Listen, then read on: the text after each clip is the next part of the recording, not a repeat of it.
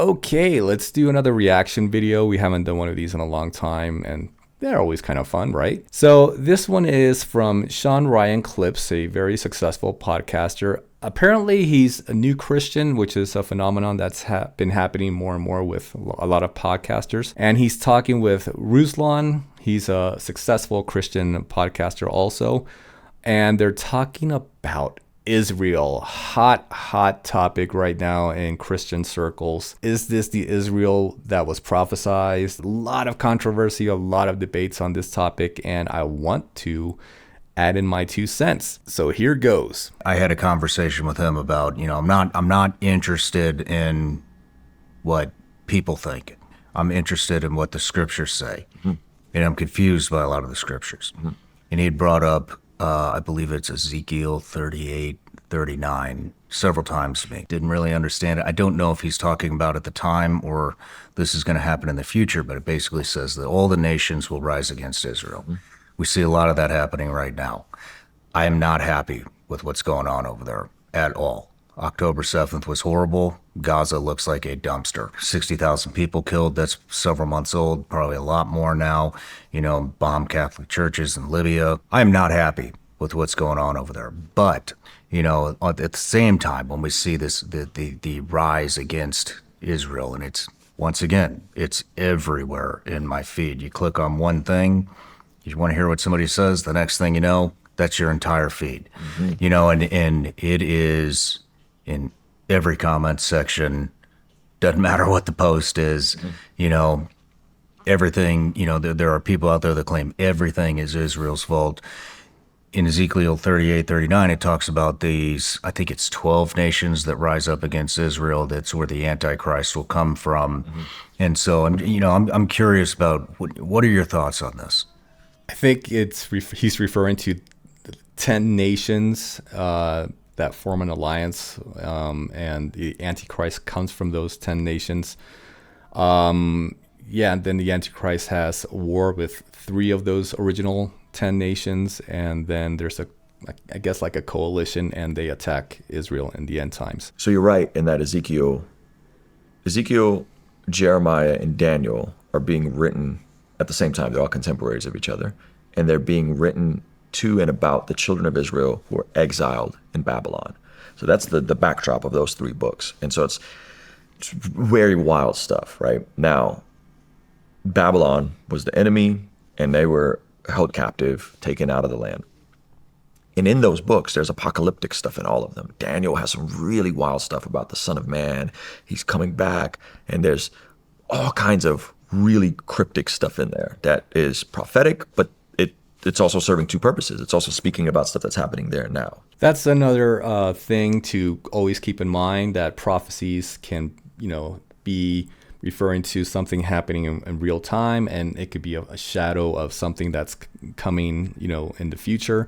So, prophecy can work that way, not always necessarily, but it can have that kind of, formula. So, yeah. My thoughts on all of it, man, is I think October 7th was awful. I love Israel. I love the people of Israel. But on the night that happened, and I got in a lot of trouble for this. I'd love to hear your thoughts on it. On the night that happened, I said, man, this October 7th is so bad. I said, but I'm nervous because the IDF can be heavy-handed with how they respond. That's completely valid. Absolutely. So whatever you think of Israel, whether they are the chosen people or not the chosen people, even if you are very, very, very pro-Israel, that doesn't excuse any type of war crimes. It doesn't excuse any type of, acts that are committed against civilians deliberately, acts of violence. And it happens in Israel. It happens in every country, in every army, in every battle. There's always atrocities. There's always crimes. And of course, Israel, they're not only having a battle, on the battlefield in Gaza, they're also having a battle in the mainstream media and in social media. And of course, they're always trying very hard to convince everybody that, they are the most moral army in the world, and that they have all these policies that for safeguarding civilians and all that. And, that's true. They do. But does that mean that every soldier on the battlefield necessarily follows those policies? No, it doesn't. And that's not, hating on the IDF or anything. That's just how it is in reality. You can say the same thing about the U.S. Army, whatever army. There's always stories of atrocities. And I think there's been more than enough incidents in Gaza to say that, yeah, there's been acts carried out, by individuals or whatever that do not comply with the policies that might be written in code of conduct in the IDF handbook. You're Christian. How dare you say the IDF can be heavy-handed? And I just got back from Israel. But what we're seeing, I think, is the overflow of a government that is heavy-handed. And they also have the backdrop of the Holocaust over their legacy. So it's never again, we're going scorched earth. Mm-hmm. And it's like, wait a minute, there's churches. We're going scorched earth. Wait a minute, there's civilians. We're going scorched earth. Now, if I give them the benefit of the doubt, are they intentionally blowing up churches? Are they intentionally blowing up civilians? Are they intentionally bringing harm? I really would like to say no. I would like to believe they aren't. I would like to believe there's more checks and balances in place. Do they have a right to defend themselves? Yes. Do they need to clean it up and fix it? Yes. You guys got to clean that up. So I've been to Israel one time. I get emails all the time about going back to Israel. Ministries, Kufi, Israeli government. They want me to. I'm not going. I got to clean that up. I'm not going. I agree with him completely up to this point. What I'm asking is from a scriptural standpoint. Yeah. We hear that they're God's chosen people. Are they God's chosen people? I thought there was a new covenant that encompassed all of us. Am I wrong about that? I think so. What we're getting at is dispensationalism, which is a view amongst many Christians. I do not identify as a dispensationalist. So dispensationalists will believe that Israel and Jewish people are under a different dispensational period, and Christians are under a different period, right? I had somebody on recently to really go deep on dispensationalism and to say, hey, is this stuff accurate? Is Israel under a different period? So Andrew Klavan from the Daily Wire will say stuff like, I don't think Andrew Klavan's a Christian. I don't think Ben Shapiro needs to come to faith in Jesus because he's doing great as a Jew, right? And it's like, no, Ben Shapiro needs to come to faith in Jesus. I want Ben Shapiro to be a Christian. I agree. I'm not going to water that down. He needs Jesus. So you're getting at dispensationalism. I hold to the view that the church is the continuation of Israel, and God has something planned for Israel, and I don't know how it's all going to work out. There seems to be a lot with the prophecies and a lot with just the establishment of them as a nation, a lot with these things. And so we've had these debates on my channel before. We've wrestled through the scriptures before, and there's a lot in here about all Israel will come to faith in Jesus at some point. In Romans. I think it's Romans 10. I'm trying to find the verse for you right now. How it all plays out, it sure does seem like, man, everyone's rising up against Israel, but is Israel being sloppy? Those are questions someone like you is way more equipped to answer than me. I don't understand the geopolitics. I don't understand just war theory the way you do. But it seems like, man, the church is the church. I would say it's the continuation of New Israel. And God has some sort of plan for his original people. And that's in Scripture. That's in Romans. How that works? Oh, I wish I knew. I don't know. Okay, so here's where I'm going to go a little bit deep and try and explain my view on everything. Let's go back to Shawn's question. What I'm asking is from a scriptural standpoint. Yeah. We hear that they're God's chosen people. Are they God's chosen people? I thought there was a new covenant that encompassed all of us. Am I wrong about that? Okay, so I think it's really important to define what is the covenants in terms of what is the old covenant, what is the new covenant, and who is participant in these covenants, and is Israel still God's chosen people? The answer I will give is yes, absolutely. They are the chosen people. They are the eternal chosen people.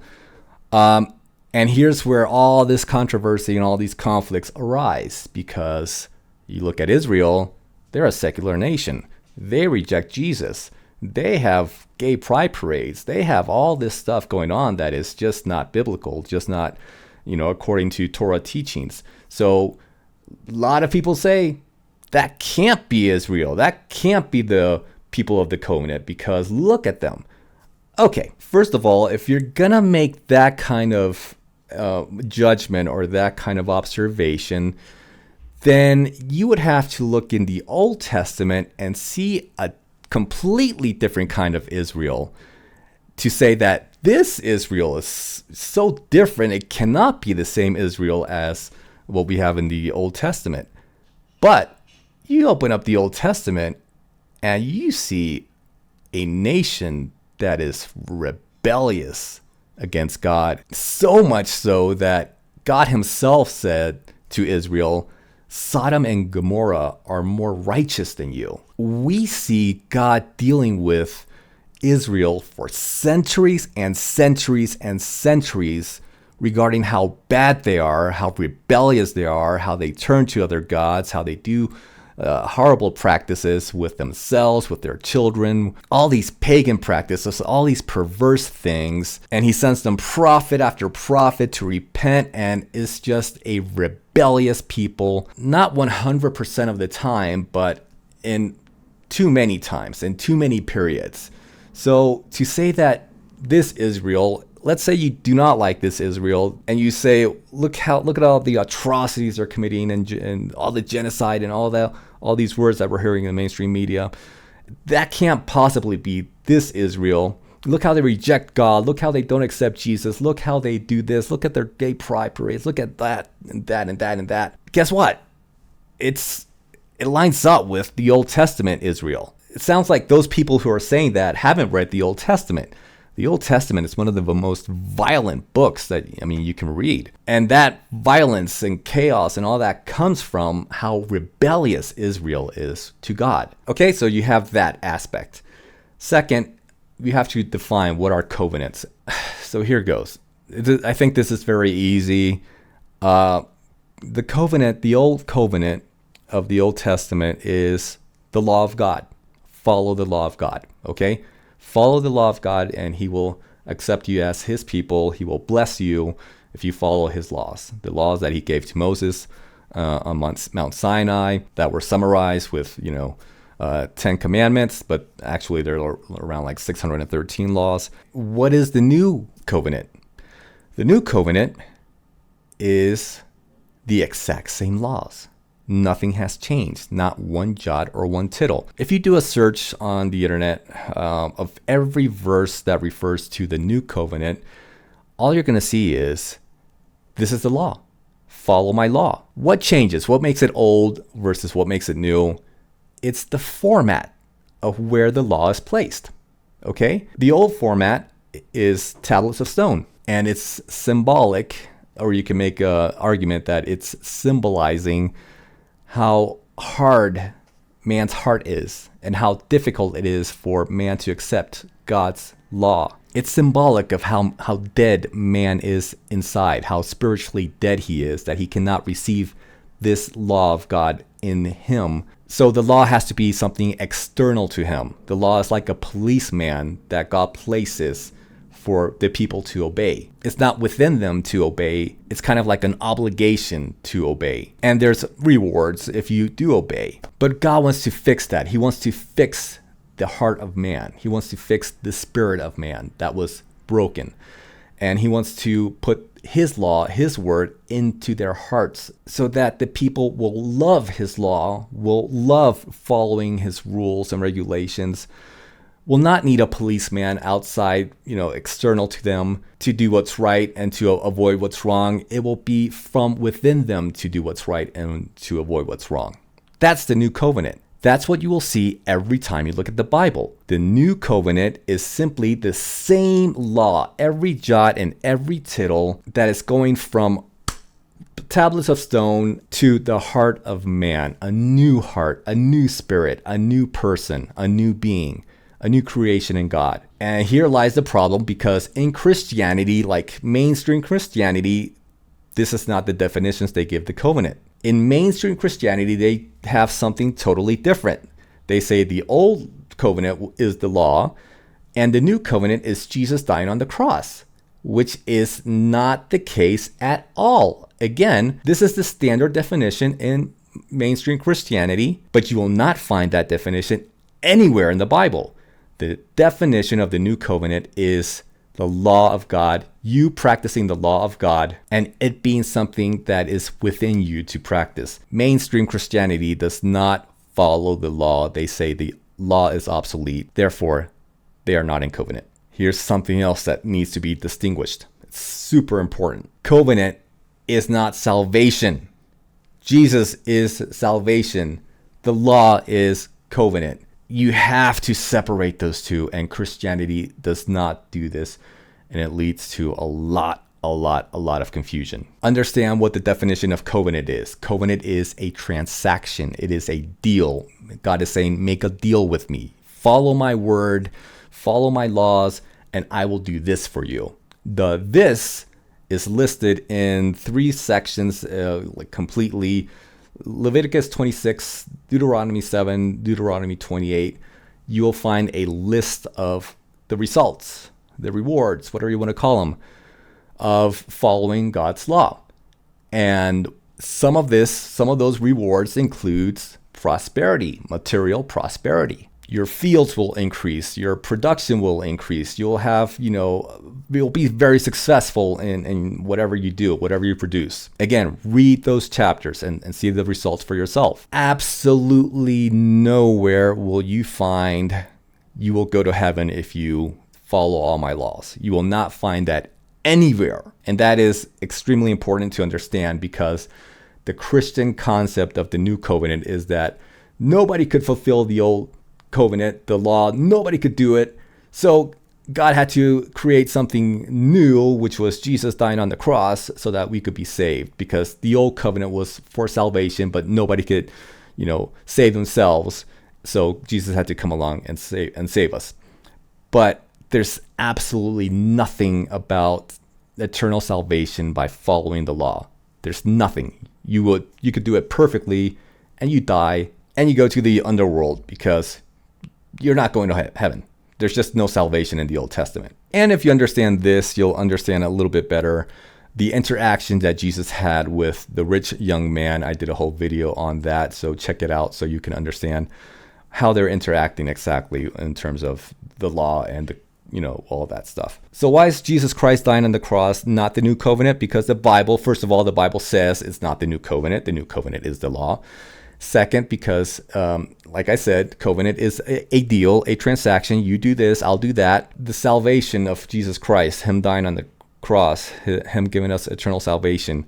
The Bible is explicit in this, in the sense that his salvation is a gift. A gift is not a transaction. A gift is not a deal. A gift is not a covenant. It cannot be a covenant. Otherwise, it would be a covenant, not a gift. There's something very different from me selling you these scissors and saying, give me $5 and I'll give you these scissors. We made a transaction, we made a deal, we made a covenant, versus me saying, I would like you to have these scissors because I saw that you needed them and I want you to have them. That's grace. That is a gift. That is different and distinct from a covenant. And last but not least, the covenants, old and new, are only with the nation of Israel. I know how that sounds. It is very controversial, but God has never stepped outside of Israel in terms of the covenants. So how do we enter into the covenants? First of all, it is through Israel. We can be grafted into Israel, to that body, that nation, that people, and we can participate in that covenant. But like I said, Christianity is just not, it's not in covenant. We're not people under covenant because we don't follow the laws. We have declared that the laws are obsolete, that we no longer need them. So we are not under covenant. We have eternal salvation. There's nothing wrong with our salvation, because salvation has nothing to do with the covenant. But since we disregard the laws of God and we declare them obsolete, therefore we simply are not under the law. We are not under the covenant. We are not a covenant people. So in short, Israel is the chosen people of God, but they are not in the covenant either. They have their own thing going. They have Judaism, which is not, it's not the religion of the Bible. It's a man-made religion, just like Christianity. It's not, what Moses brought down from Mount Sinai. He didn't bring Judaism. Judaism was the creation of the Pharisees. And Israel has secularism. So again, they're not under the covenant. They're not practicing, they're not engaging with God in this sense. Nonetheless, they are the chosen people of God. Let's continue. How that works? Oh, I wish I knew. I don't know. So Romans 10, I'm trying to find the verse for you. But not all Israel accepted the good news, for Isaiah said, Lord, who has believed our message? Consequently, faith comes from hearing the message, and the faith is heard through the word about Christ. But I did ask, they did not hear. So this is talking about Israel hearing but not accepting. Paul is talking about how he's so distraught that his people, Israel, aren't coming to faith. And then there's a verse that says, and all Israel will be saved. And I don't know what to do with that. Like, I don't know how that all works. Mm-hmm. I would like to believe that there's going to be some sort of revival where the Jews will come back to faith, right? Here it is, Romans 11:25. It says, I do not want you to be ignorant of this mystery, brothers and sisters, so that you may not be conceited. Israel has experienced the hardening in part until the full number of Gentiles has come in. So Paul's going out to the Gentiles, the Jews, they don't like that.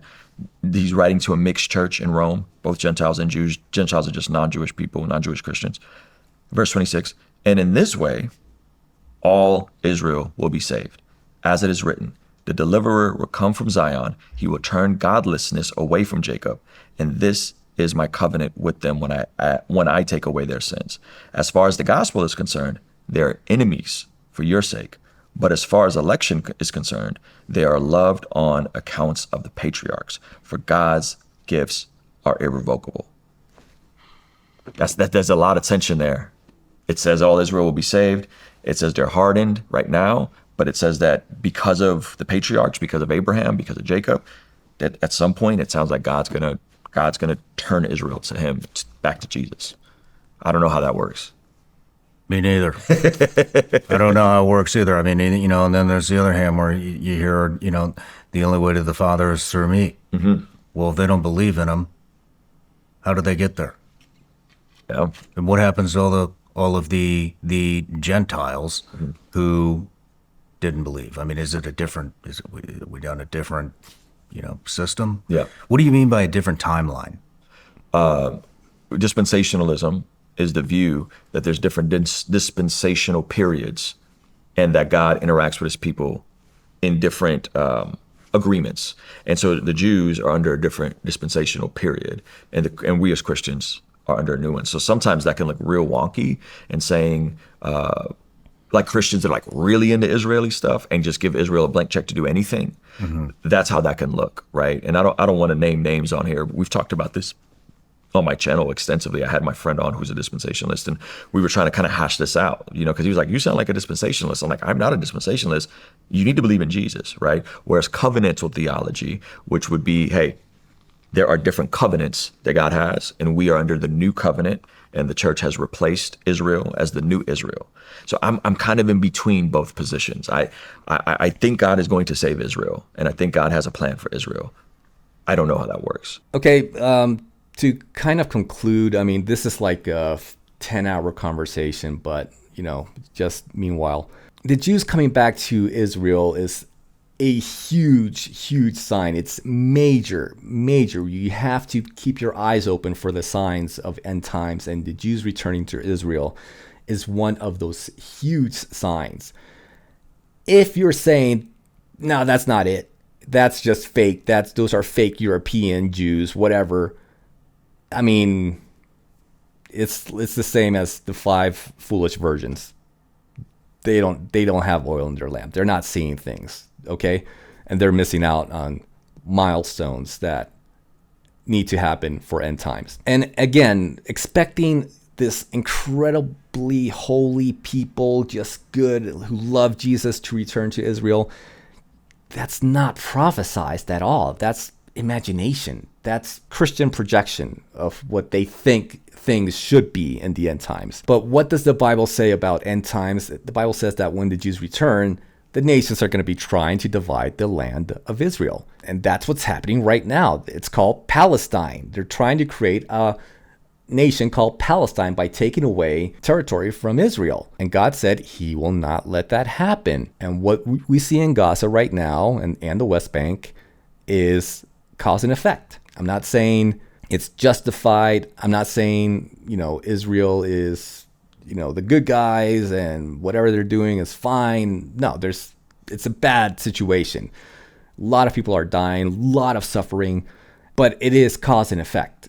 It is the result of the nations trying to change what God has decreed. God said, that land is for the Jews, is for my people, the chosen people. And it is prophesied that all this we see right now is happening. So everything is going according to script. Yeah, it's terrible, but welcome to the end times. The end times is terrible. It's horrible. And this is just the tip of the iceberg. I mean, there's a lot worse things that are coming. And the idea is to identify these signs and understand where we are in the timeline of end of times. And when you're saying, no, that's not the real Israel. No, this is not the real prophesied Israel return of the Jews. No, this is a fake version. When you're doing that, you're just completely in darkness. To fast forward a bit in what is happening now, that's where the Antichrist comes into play. And that's where he's going to make a covenant with many, and many of us believe that this is some kind of peace treaty. And it kind of sounds like,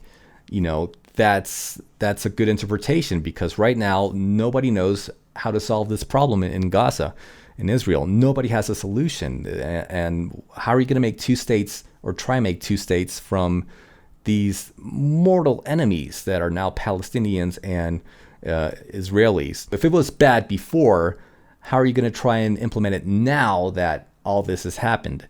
It's just not going to be possible. And it seems like this is a good interpretation to say that, yeah, the Antichrist is going to be the one who comes up with a solution who everybody's going to accept. And it's going to be, the situation is going to be in such despair and in such need of a solution that finally, when this guy comes and offers a solution, the Israelis are going to take it. The Palestinians are going to take it. Everybody's going to accept it. And at the 3.5-year mark of this, covenant, or, this reign of the Antichrist, whatever you want to interpret it or call it, the Antichrist is going to, show his true colors. He's going to, show himself to be, the guy who is going to finally destroy the Jews. This is going to be the final solution. And that's when he goes on the attack. And that's when Jesus says, when this happens, when the Antichrist reveals himself to be, your enemy, run to the hills. And that's where the prophecy of Matthew 24:25, chapter 24 or chapter 25 comes into play. It's the abomination of desolation, run to the hills. This is where everything just hits the fan. That's when the Jewish people are going to understand the reality of everything. That this guy is evil.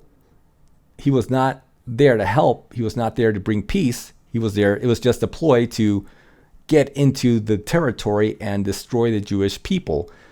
And simultaneously, that's when they realize that Jesus Christ was and is their Messiah. And that's when they call to him. And that's when he returns. And that is what the second coming of Jesus Christ is all about. It's all about the Jews in their nation recognizing that Jesus is their Messiah, weeping for what they did to him 2,000 years prior, and him returning with an army to battle all the nations that have come to destroy Israel. So in other words, Israel is going to be extremely unpopular in the world, to the point where the nations come against her to destroy her once and for all. And cue in the current Israel, cue in the IDF, cue in the government of Israel, and all the anger they're creating to all the nations of the world all the support they're starting to lose more and more and more as things progress. It's all falling into place, just like the Bible said. The second coming of Jesus is a military invasion. It is going to be a bloodbath. That's what the end times is about for this world. So I hope this was somewhat clear. Again, this is a 10-hour conversation, but let me know what you think. Leave your comments and subscribe, and we'll continue talking about this. Thank you. Bye-bye.